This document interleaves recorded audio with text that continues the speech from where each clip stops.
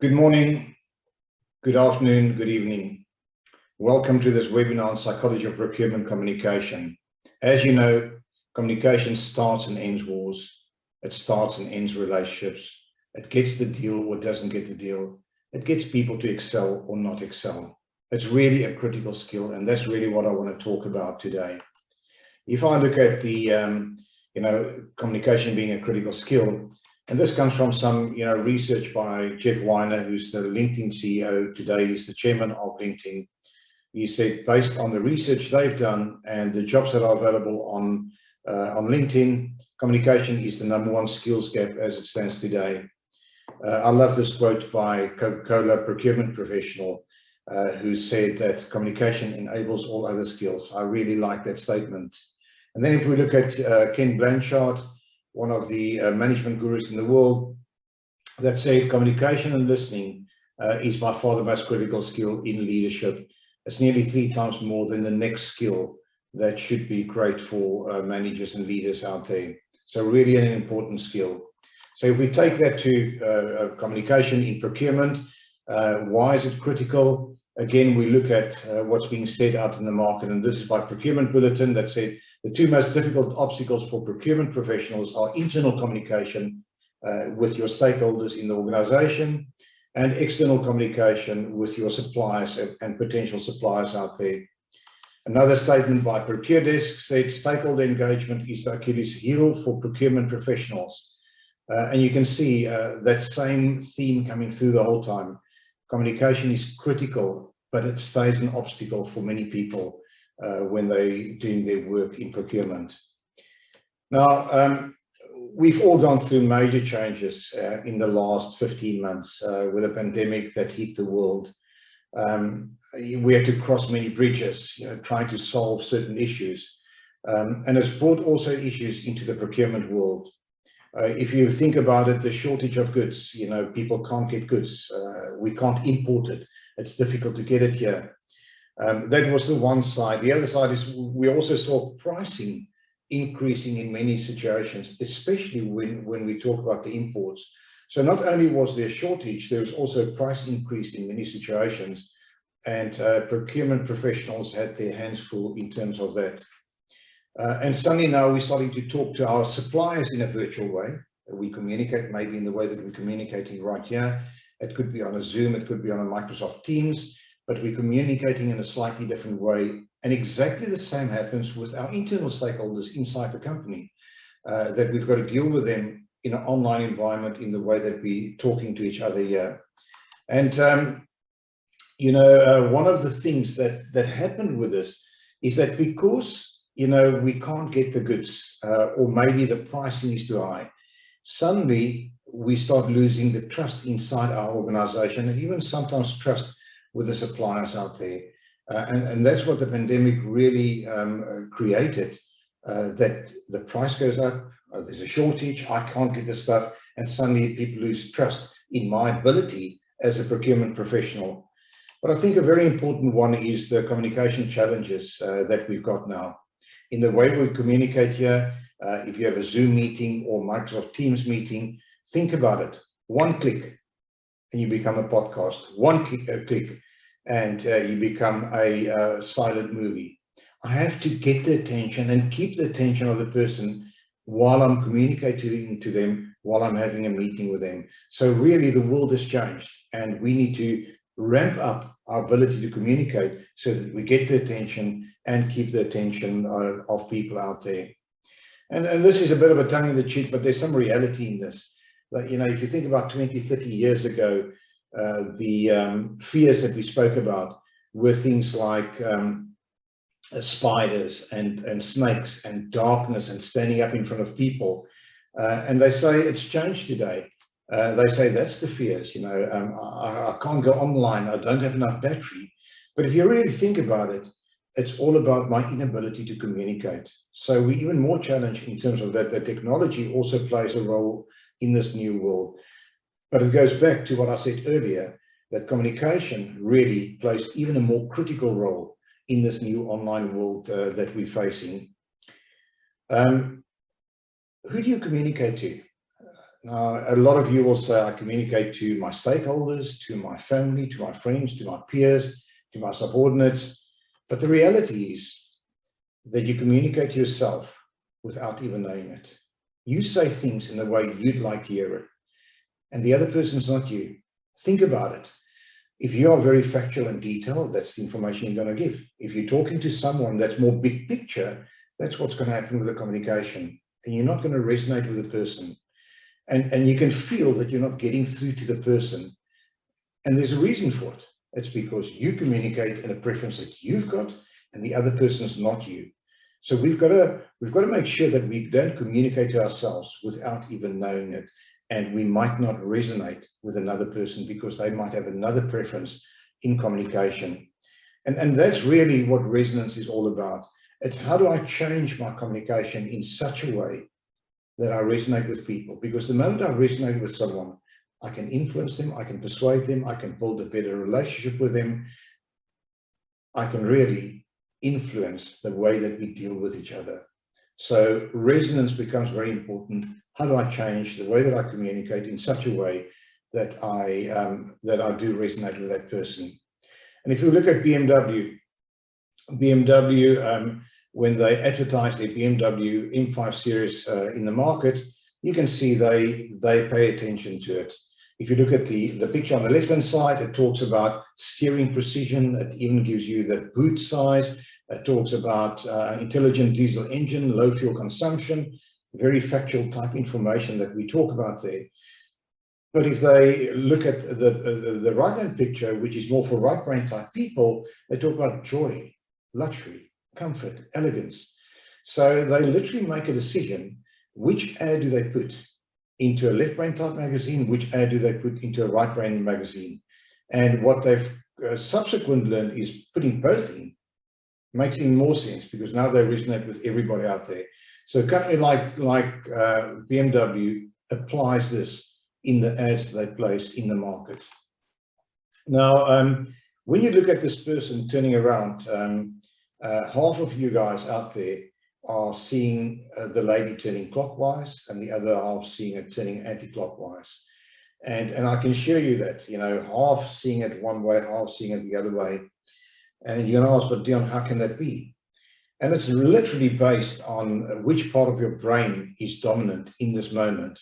So think about it. If a left brain person sees it one direction, the right brain person sees it another direction, they communicate to each other. They're going to say, but it's, you know, it's turning clockwise. The other person is saying, no, it's turning anti-clockwise. And that is what happens in communication without even knowing it. We are seeing things in a different way. We're hearing things in a different way to another person. So we need to change the way that we communicate.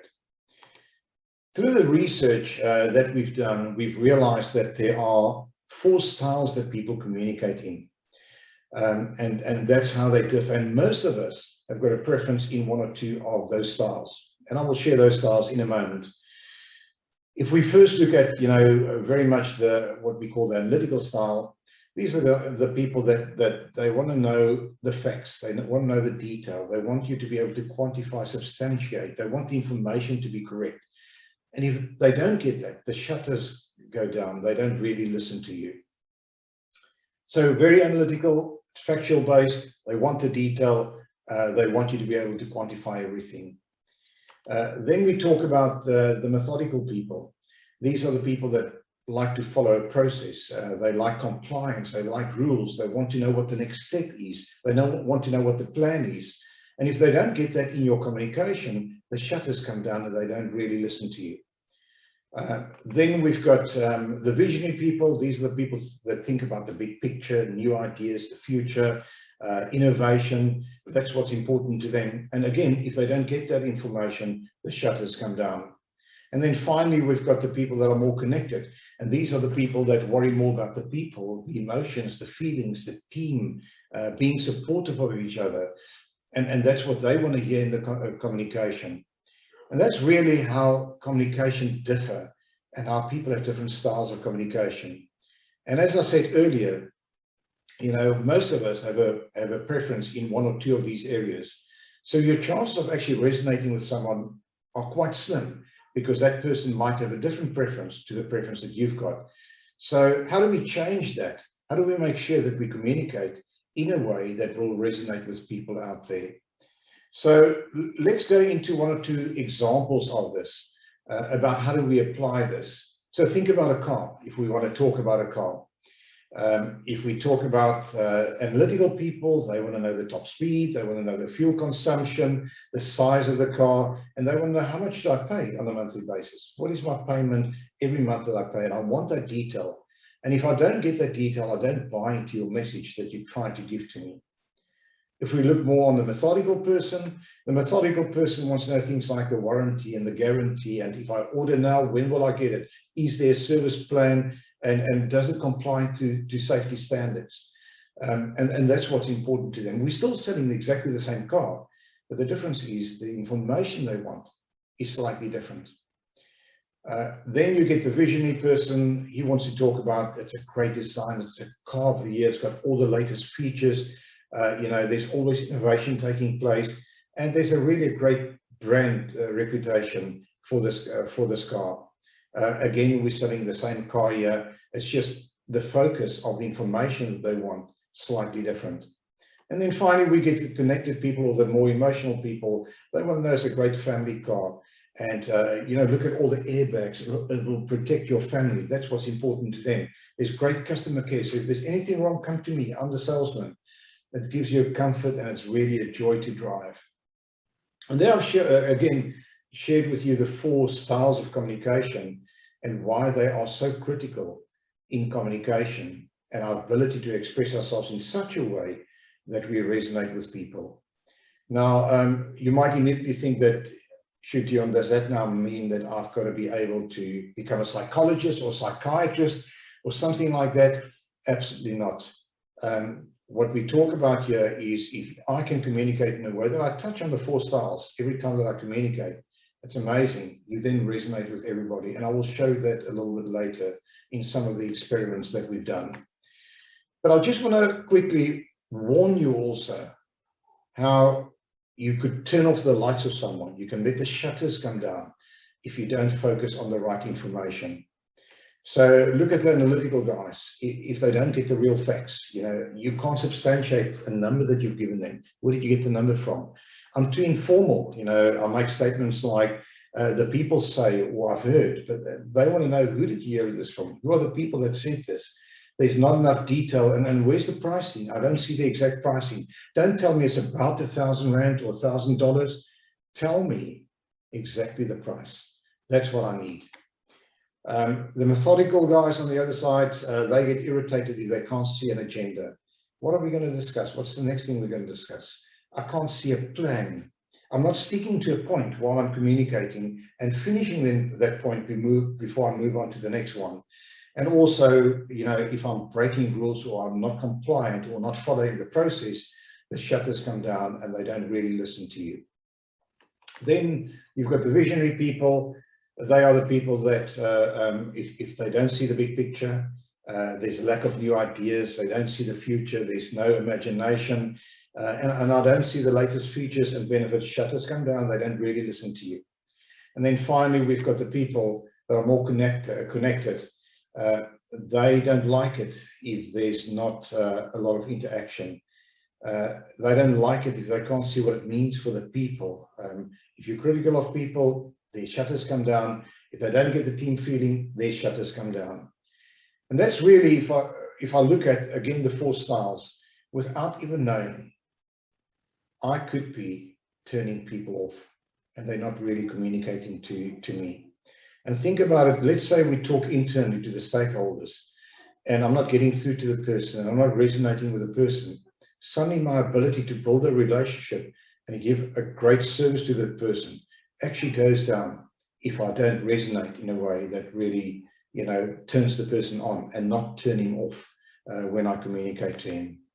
So I want to share 1 or 2 experiments that we've done in the process of proving this research that we've done. And this was based on a talk that I did. I had about 100 people sitting there in the talk.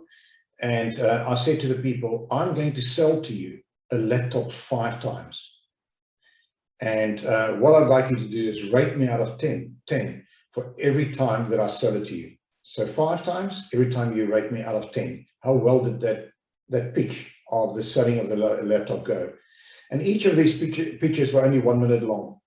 If I look at it, the very first pitch over here, we talk about a 2.4 quad-core processor, 8 GB RAM, 1 TB hard disk. It's very analytical. Okay, it's all the facts, it's all the detail that I did in that pitch, and it was only 1 minute long. Then I did the next pitch, and it was about the 2-year guarantee, on-site support. If you order now, it'll take 2 days and you'll get it. And you can see much more of a methodical approach to my communication and my pitch. Then I did a connected pitch. It's a user-friendly computer. I'll help you. I'm your support person. And it's green, it complies to all the green principles out there. And it's even got Skype preloaded so that you can talk to your family. So you can see very connected, very emotional type message. The fourth message was very much around visionary, latest and greatest, talk of the town. It's got unique features and really being very visionary in the way that I did that pitch. And the final one, which was also just 1 minute, was a combination of all 4 of these. So it had a little bit of analytical and a little bit methodical, a little bit connected, and a little bit visionary. So as I said, I did the 5 pitches, but there was one other thing that we had. We knew the people's preferences in communication. We knew that this group was more analytical, this group was more methodical, this group was more connected, and this group was more visionary. We actually did an online assessment of them. So they did that prior to the session that we had. Now look what happened. When I did my pitch in an analytical way, the people that scored us the highest were the analytical people. The message resonated with them. They liked the message. And look what happened with the other people. Look what happened with the people that were more methodical, the people that were more connected, and the people that were more visionary. Their rating actually went down. Then if we look at when I did the methodical pitch, guess what? The methodical people scored us the highest. Still the same laptop that I'm selling, but you can see the methodical people actually scored us higher and the other people scored us lower. Then we did the connected pitch, same thing happened, connected people scored us the highest. Then we did the visionary pitch, visionary people scored us the highest. And quite interesting, if we look at when I pitched in a way that resonated with everybody, this is what happened. Everybody scored us quite high. Now, I must agree that that blue over there, the analytical there, might not be as high as that one over there. And the same goes, the methodical is not as high as when I did the methodical pitch, but I'd much rather be in the situation where I resonate with all. Because remember, people might even change their preference in communication. If they've just been in a meeting where it was all about brainstorming new ideas, future, you're going to find the person's a bit more visionary. Whereas if he's just come from a meeting where they dealt with all the detail and the facts, most probably the person is slightly more analytical. So I can't assume that somebody is always the same. So therefore, I've got to communicate in a way that resonates with everybody every single time that I communicate. And this is what good communication is all about. So then we said, let's make it more realistic for procurement. And this is the scenario that I did here. I had about 100 salespeople sitting there, and I said to them, I'm the procurement professional, and we need services, software services that's got to be done at our organization. And I painted it very nice. I said, the deal is about double the average size. So it was a very nice deal. It's critical to us and it's important. We've got to do it quickly. We're even willing to pay a slightly higher price because we need it and we need it right now. And we'll even give you, good payment terms. And I did 5 pitches. As I did with the laptop, I did 5 pitches. The first pitch I did very analytical, so it was very much analytical pitch to the people. This is what we need in the system, and I gave them all the facts and the detail, and I told them about the information. And then I did the methodical pitch, then I did the connected pitch, then I did a visionary pitch, and then I did a pitch that combined. It was a subset of each of these other 4 styles of communication. And this is the question I asked them. I said, what's the best discount you can give me based on the message I give you. And this is what happened. When my pitch was analytical, the analytical people nearly gave me 14% discount just by pitching in a way that's more analytical and it resonates with them. And the average discount I got was 8.75, but you can see here the connected didn't give me that big a discount, and also the visionary didn't give me such a big discount. Then I took it to making the request in a methodical way, and this is what happened. Suddenly, the methodical person nearly spot on the same as the analytical person, willing to give me 14% discount, but look at the others actually dropping. And look again at the average, 9.25%. But this is the important one. When the pitch was methodical, the person gave me a bigger discount because the message resonated with that person much better. Then I did a connected pitch, and again, the connected person gave me the biggest discount. Then I did the visionary pitch, and exactly the same thing happened again. The visionary person gave me the biggest discount. And I want you to pay attention to the average discounts that I got through that: 8.75, 9.25, 9.5, and 8.5. When I did my pitch, where it resonates with all, this is what happened. Everybody gave me a good discount. Now, again, I must say that this discount might not be as high as, let's say the analytical might not be as high as when it was only analytical pitch, but it was still very good. But the important point here is that my average discount went up quite dramatically. If you look at the averages of the other discounts, so it's probably sitting at about 9%. Here the discount went to 12.25% on average. And that's what good communication is all about. That is how we influence and persuade people in such a way that they buy into your story. Now, that message is as important when you deal with your internal stakeholders. If they don't buy into you, if they don't see you as a credible source of information, that's exactly what happens. They might not buy into you doing their procurement or, supporting your role as a procurement professional. So I just want to share one other thing with you. So this was also at a conference that we had. We tested everybody to see what their preferences are like. And we basically want to see the 68 procurement professionals, what are their profiles like? And what you can see here, when we looked at the analytical people, you can see there's one person that nearly scored 90 in their analytical score, which means highly analytical. Another procurement professional only scored about 35, not analytical at all. So here we're sitting with a situation where two procurement professionals don't have the same preference in communication, and that's life. It should be like that. But think about if they communicate to each other. Just think about if the two of them communicate to the same stakeholder at different times, their messages will differ in the way that they communicate. So we need to understand what our own preference is so that we can change our communication in such a way that we resonate with everybody every time that we deal out there with people. Now, the same happened for the other areas. So you can see methodical, the highest is the lime green, and the dark yellow is the lows that someone scored. So lime green, the highest that someone scored, methodical, and the same for the lows that someone scored. Same happened for connected, the same happened for visionary. So we differ, even we as procurement professionals, we differ in our preference in communication. So if just one other thing I want to point out was quite interesting that the highest average, the purple here is the average, the highest average was methodical, that's for procurement professionals, then it was analytical, then it was connected, and then it was visionary. Now just think about it.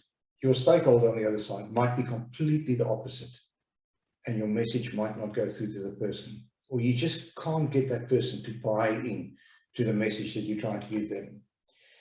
So just think about a little bit about your last discussion that you've had with a stakeholder or a supplier out there, and how did you score from an analytical perspective when you had that communication with them? How did you score from a methodical perspective? How did you score from a visionary perspective? And finally, how did you score from a connected perspective? Because if you didn't score well on each of those, you might have missed the point. You might have communicated in a way that communicated right past the other person. So we need to change the way that we communicate, and we've got to make sure that we communicate in such a way that they feel comfortable in my communication and that I resonate with them. I'm sure that you agree with me that communication is a critical skill to be successful in procurement. And I agree with the statement, communication skills are more important than ever in procurement. We believe by attending this workshop on communication will accelerate your success as a procurement professional. I thank you for your time, and if you'd like to attend the workshop, please email Vaughan or Dave on the email addresses you see there, or any other queries, please email them. Thank you again, and have a great day.